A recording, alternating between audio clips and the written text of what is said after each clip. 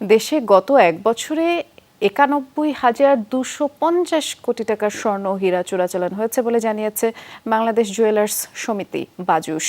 সকালে সংবাদ সম্মেলনে এই তথ্য জানিয়েছে বাজুস। বক্তারা বলেছেন, সাম্প্রতিক সময়ে ডলার সহ বৈদেশিক মুদ্রাগুলোর দাম বৃদ্ধি এবং বেপরোয়া চোরাচালানের কারণে বহুমুখী সংকটে পড়েছে দেশের জুয়েলারি শিল্প। এ পরিস্থিতিতে সিন্ডিকেটের বিরুদ্ধে কঠোর অভিযানের পাশাপাশি ৭ দফা সুপারিশ করেছে বাজুস। চোরাচালানে কি প্রভাব পড়ছে তা জানতে বাজুসকে সাথে নিয়ে বাংলাদেশ ব্যাংক এবং জাতীয় রাজস্ব বোর্ড এনবিআরকে সমীক্ষা পরিচালনার প্রস্তাব করা হয়েছে। বাংলাদেশ ফিনান্সিয়াল ইন্টেলিজেন্স ইউনিটের তথ্য অনুযায়ী বৈধ পথে স্বর্ণ আমদানি হলে বাংলাদেশ ব্যাংকে $22 বিলিয়ন রিজার্ভ জমা হতো, যা থেকে সরকার প্রায় 10,000 কোটি টাকা রাজস্ব পেত।